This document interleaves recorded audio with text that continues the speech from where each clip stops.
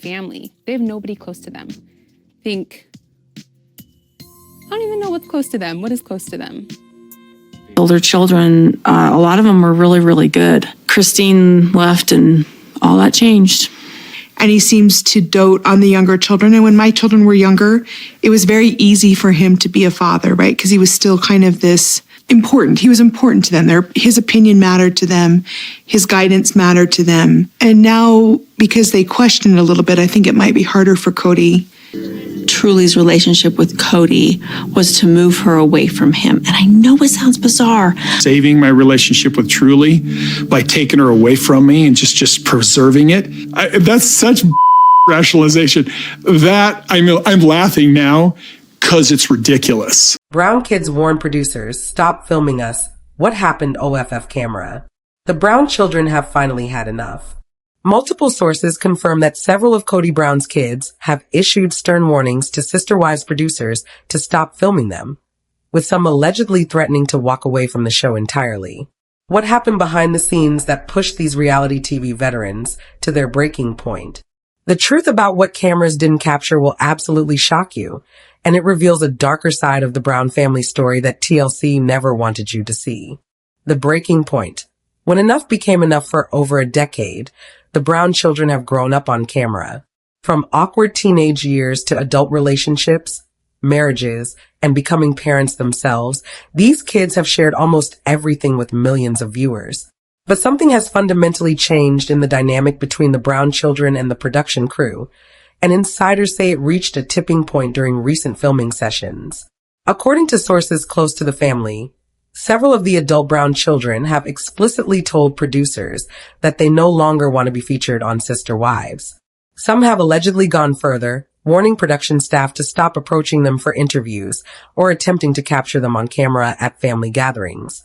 The language used wasn't polite requests, but firm boundaries being established, with at least two of the children reportedly using language as strong as "leave us alone" and "we're done being exploited." This represents a seismic shift in the Sister Wives dynamic. These aren't small children who have no say in their participation.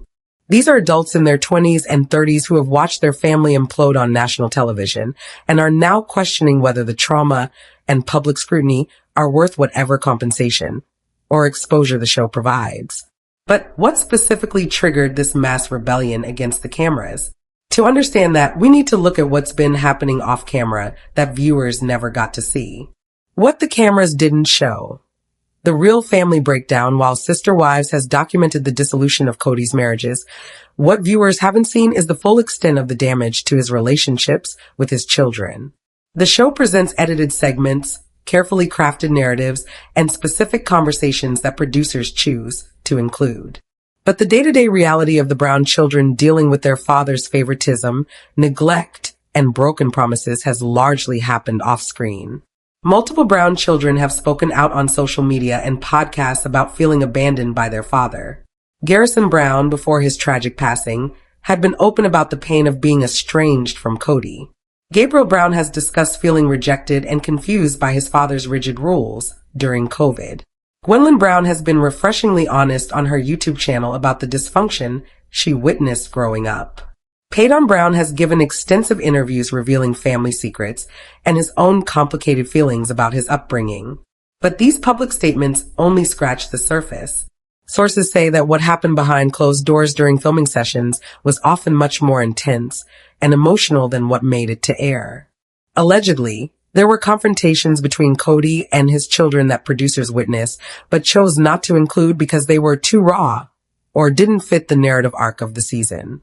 One particularly disturbing allegation is that producers would sometimes encourage conflict situations, asking pointed questions designed to provoke emotional responses from already hurting family members. For kids who were processing genuine trauma from their family's breakdown, this felt less like documentary filmmaking and more like exploitation of their pain for entertainment value. The specific incidents that changed everything, while we can't verify every detail, multiple sources have pointed to several specific incidents that allegedly contributed to the Brown children's collective decision to push back against filming. The first major incident reportedly occurred during a family gathering. where cameras were present without all participants knowing in advance that filming would take place. Several of the adult children had shown up thinking it was a private family event, only to discover production crews setting up equipment. The feeling of being ambushed, of having what they thought would be a personal moment turned into content, allegedly left several of them feeling betrayed and manipulated. Another alleged incident involved producers requesting that certain Brown children film reaction segments to their parents' breakups. These children were being asked to comment on the dissolution of their parents' marriages, to share their most vulnerable feelings about their family falling apart, all while knowing millions would watch. Several reportedly refused, stating that their grief and processing weren't for public consumption. Perhaps most significantly, sources say that some Brown children felt pressure to take sides publicly between their parents for the sake of creating dramatic storylines. Production allegedly wanted clear narratives about which kids supported which parent, encouraging them to make statements that would create conflict and controversy. The children who refused to play into these narratives reportedly found themselves being approached repeatedly, with producers trying different angles to get the sound bites they wanted. The final straw for several children allegedly came when they realized that the show's editing was misrepresenting their relationships and statements. Things they said in one context were being edited to appear in different contexts, making them seem to support positions they didn't actually hold. When they tried to address these misrepresentations, they were told that editorial decisions were out of their control and part of their contracts. The legal and contractual complications, here's where things get really complicated. The Brown children who appeared on Sister Wives as minors didn't sign their own contracts. Their parents, particularly Kody, signed agreements on their behalf that granted production companies certain rights to use their images and stories.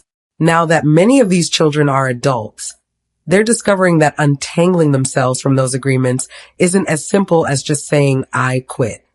Legal experts familiar with reality television contracts have noted that many shows include clauses that extend beyond childhood, requiring participants to make themselves available for filming even after reaching adulthood if they want to maintain relationships with family members who are still on the show. This creates an impossible situation where adult children have to choose between protecting their privacy and being present for family events. Several Brown children have reportedly consulted with attorneys about their options for removing themselves from the show completely. The legal costs and complexity of challenging these contracts have been prohibitive for some, which allegedly adds to their frustration. They feel trapped in a system that has been profiting from their lives since they were children, with limited recourse to extract themselves now that they're old enough to make their own choices. There are also allegations that some Brown children who have tried to set boundaries have faced financial consequences. While we can't confirm specific details, sources suggest that certain family members saw changes in their compensation or lost opportunities for paid appearances when they became difficult about filming requirements. This creates an incredibly problematic power dynamic, where speaking up about exploitation can result in economic punishment. The contractual issues extend beyond just filming obligations. There are reportedly restrictions on what Brown family members can say publicly about their experiences, with non-disparagement clauses and confidentiality agreements limiting their ability to share the full truth of what happened behind the scenes. When some children have pushed those boundaries, sharing honest accounts of their experiences, they've allegedly received legal threats from production companies reminding them of their contractual obligations. The mental health toll. What growing up on camera really costs beyond the legal and financial complications. There's a very human story here about the psychological impact of growing up in the public eye. Mental health professionals who work with reality television families have noted that children who grow up on camera often struggle with issues of identity, privacy, and processing emotions in healthy ways. For the Brown children specifically, they've had to navigate their teenage years and early adulthood with millions of people watching and commenting on their lives. Every awkward phase, every family conflict, every personal struggle has been documented and dissected by strangers on the internet. Several Brown children have spoken about the toll of reading cruel comments about themselves and their family members, of being recognized in public during painful periods of their lives, of having their worst moments preserved forever on streaming platforms. Gwendlyn Brown has been particularly open about how filming affected her mental health and development. She's discussed feeling like she couldn't fully express herself or explore her identity because everything was being captured for television. Other Brown children have alluded to similar struggles, talking about feeling like they were performing versions of themselves rather than being allowed to authentically develop as individuals. The family's religious background adds another layer of complexity. Growing up in a fundamentalist polygamous family already comes with unique challenges and potential trauma. Adding cameras to that situation, where family dysfunction and religious struggles are being broadcast for entertainment, compounds the psychological impact. Several Brown children have since left the fundamentalist faith they were raised in, and some have indicated that the public nature of their upbringing and the show's portrayal of their religion influenced that decision. There's also the grief factor. The Brown children have lost the family structure they grew up with, watching their parents' relationships disintegrate in real time on television. Normally, children of divorce get to process that pain privately with the support of therapists and loved ones.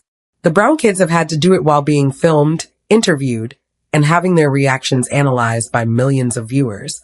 That's an extraordinary burden that most people can't even imagine carrying. The generational divide. Different perspectives on fame. Interestingly, not all of the Brown children feel the same way about the show. There appears to be a generational and personality divide in how they view their participation in Sister Wives. Some of the older children, like Logan Brown and Aspen Thompson, have quietly stepped away from the spotlight without much drama. They've built their own lives largely outside of the show's narrative, appearing only occasionally and maintaining strong boundaries around their privacy. They seem to have found a balance that works for them. Other children, like Michael T. Paedon, have maintained more active participation in the show while also building their own platforms and brands. Michael T. has been open about her life on social media and seems comfortable with a certain level of public attention, though even she has set boundaries around what aspects of her life she shares. Then there are children like Gwendlyn and Paedon who have chosen to take control of their own narratives by speaking openly about their experiences, but on their own terms rather than through the filtered lens of the show. They're using platforms like YouTube and podcasts to share their truth without editorial interference from producers who might have their own agenda. The children who are now allegedly warning producers to stop filming them appear to fall into a category of those who participated in the show, but have reached a breaking point where they no longer feel the benefits outweigh the costs. They've watched how the show portrayed their family, how it affected their relationships, and how it shaped public perception of them, and they've decided they want out. This generational divide also reflects different eras of reality television. The older Brown children came of age when reality TV was newer and perhaps less scrutinized. The younger ones have grown up in an era where the dark side of reality television, the exploitation of participants, and the long-term mental health impacts are more widely discussed and understood. They have more context for questioning whether their participation is healthy or advisable. What this means for the future of Sister Wives if multiple Brown children are truly refusing to participate in filming. It raises serious questions about the show's future viability. Sister Wives has always been as much about the family dynamics and the children as it has been about the plural marriage itself. A show that's just Kody and Robin, with occasional appearances by bitter ex-wives and no access to most of the children, is a fundamentally different and potentially less compelling program. TLC and the production company are reportedly in a difficult position. They've invested years in this franchise and have built a loyal viewership that tunes in to see the entire Brown family story. But as significant portions of that family are now refusing to participate or actively warning producers away, they have to either respect those boundaries or risk even more negative publicity for forcing unwilling participants to appear. There's also the question of how this impacts the remaining participants' willingness to continue. Janelle Brown has been vocal about supporting her children's autonomy and choices. If her kids are telling producers to back off, will she continue participating in a show that's been pressuring them? Christine Brown has already left both Kody and moved away. Her continued participation seems to be largely on her own terms. Mary Brown's relationship with the family is complicated at best. Industry insiders suggest that Sister Wives may be approaching its natural endpoint. Reality shows typically have a lifespan, And after nearly 15 years, the sister wives story may have run its course. The family that audiences fell in love with no longer exists in its original form, and the people who made up that family are evolving beyond the narrative constraints of the show. Some have speculated that TLC might pivot to focus on specific family members who are still willing to participate, perhaps giving Christine her own spin-off focused on her new life with David Woolley, or following some of the adult children who are building their own families. But that would require those family members to be willing participants, not people who are actively trying to distance themselves from the cameras. The broader implications for reality television, the Brown children's alleged rebellion against filming, raises important questions about the ethics of reality television, particularly when it involves children. While child labor laws exist for traditional television and film, reality TV has often operated in a gray area with less protection for young participants. Several states have begun implementing laws specifically designed to protect children who appear on reality television shows, requiring that a portion of earnings be set aside in trust funds and limiting filming hours. But these protections vary widely by state and are often inadequate for the unique psychological impacts of growing up on camera. The Brown children's situation highlights how reality TV contracts can effectively trap participants who began as minors. They didn't choose to be on television initially. That choice was made for them by their parents. Now, as adults trying to establish boundaries, they're discovering that extracting themselves from those agreements is difficult, expensive, and complicated. There's also a larger conversation about informed consent in reality television. Can a child truly understand what they're consenting to when they agree to be filmed? Do they comprehend that everything captured will be preserved forever, accessible to anyone with internet access? Do they realize how it might impact their future relationships, career opportunities, and mental health? The entertainment industry has historically prioritized profit over participant well-being, and reality television is no exception. Shows are designed to extract maximum drama and emotion from participants, often in ways that would be considered unethical in documentary filmmaking. The Brown children pushing back against this system represents a potential shift where reality TV participants, especially those who started as children, are demanding more control over their own stories and images. What the Brown kids are saying and not saying. It's important to note that most of the Brown children have not publicly confirmed or denied the specific reports about warning producers. Several have alluded to being done with the show or needing space from filming, but direct statements about confrontations with production staff are largely based on insider sources rather than public declarations. However, what the Brown children have said publicly is telling. Gwendlyn has discussed feeling exploited by the show and talked about how certain storylines were manipulated. Paedon has given interviews where he's been critical of how the show portrayed his family and specific situations. Gabriel has spoken about the pain of family estrangement being displayed for entertainment. Multiple children have limited their social media presence or explicitly asked fans to respect their privacy. The silence from some of the Brown children is also meaningful. Several who were once active participants in the show have disappeared from recent seasons without explanation. Logan, for instance, has been largely absent despite being one of the oldest and someone viewers watched grow up. Madison has appeared only sparingly despite being Janelle's oldest daughter and having a family of her own that could provide content. This pattern of gradual withdrawal suggests that the alleged warnings to producers may be the culmination of a longer process of the Brown children establishing boundaries. Rather than a single dramatic confrontation, it's more likely been a series of increasingly firm statements about what they will and won't participate in, leading to some reaching a point where they're essentially saying enough is enough. The financial reality. Follow the money. One aspect that can't be ignored is the financial element of all this. Reality television is a business, and everyone involved has financial interests at stake. For the Brown family, Sister Wives has been their primary source of income for over a decade. The show funded their lifestyle, their homes, their children's educations, and more. For the Brown children specifically, their participation likely came with some form of compensation, though the details of those financial arrangements have never been made public. Now, as adults with their own families and financial needs, some may be calculating whether the money they receive is worth the emotional cost and loss of privacy. There are also allegations that the financial arrangements weren't always fair or transparent. Reality TV families often have complex financial dynamics where parents control money earned by their children's appearances. Some of the Brown children may be discovering now that they were featured on television for years while receiving minimal direct compensation, with most money going to their parents or into family accounts. This creates a situation where some adult Brown children may feel they've already paid a high price in terms of privacy and psychological impact without receiving fair compensation.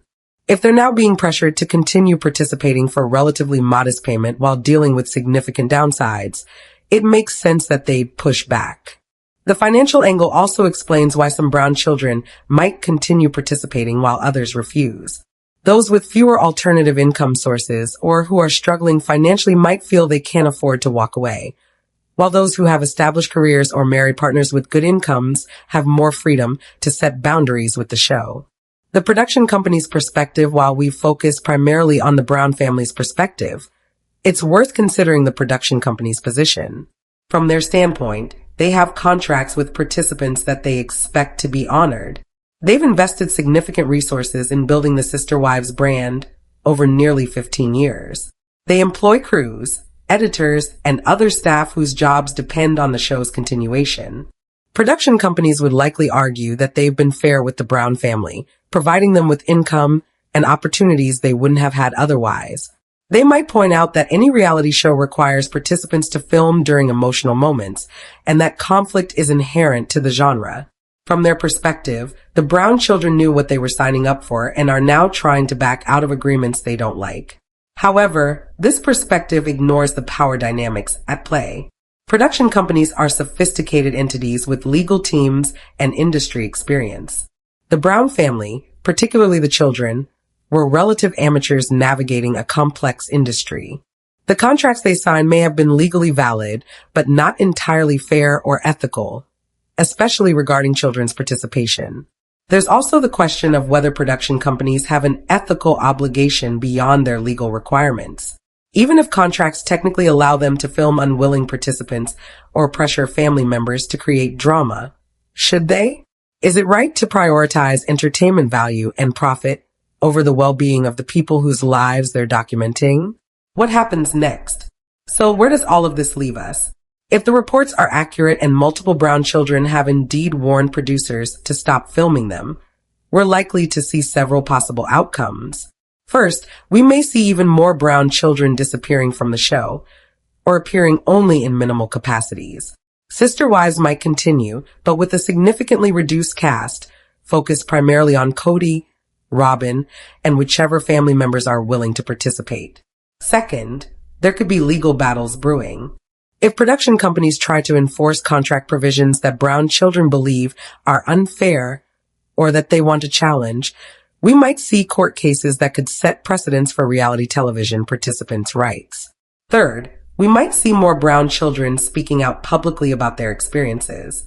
As contracts expire, or if they decide they have nothing left to lose, they may share more detailed accounts of what happened behind the scenes and why they chose to step away. Fourth, this could accelerate the end of Sister Wives entirely. If too many key family members refuse to participate, TLC might decide the show is no longer viable and pull the plug. That would be a significant end to one of reality television's longest-running franchises. Finally, this situation might influence how other reality television families handle their participation, particularly regarding children. The Brown children's pushback could inspire others in similar situations to establish firmer boundaries or demand better treatment from production companies. The alleged warnings from Brown children to producers represent more than just behind-the-scenes drama from one reality show. They highlight fundamental questions about the ethics of reality television, the protection of child participants, and the long-term impacts of growing up in the public eye. These young adults have spent their formative years being filmed, having their family dysfunction broadcast to millions, and dealing with public scrutiny of their most private moments. If they reached a breaking point where they're demanding that cameras stop following them, that's not entitlement or being difficult. It's a reasonable boundary that should have been respected much earlier. The sister wives story has always been complicated, but this latest development adds a layer that viewers don't usually see. The cost paid by children who never asked to be on television, but grew up anyway with cameras documenting their every move. Their rebellion, if that's what this is, feels less like a tantrum and more like a long overdue assertion of autonomy and self-protection. Whether this marks the beginning of the end for Sister Wives or just another chapter in its evolution remains to be seen. But one thing is clear. The Brown children are no longer willing to be silent participants in a story being told about them. They're demanding control over their own narratives, their own images, and their own lives. And honestly, it's about time.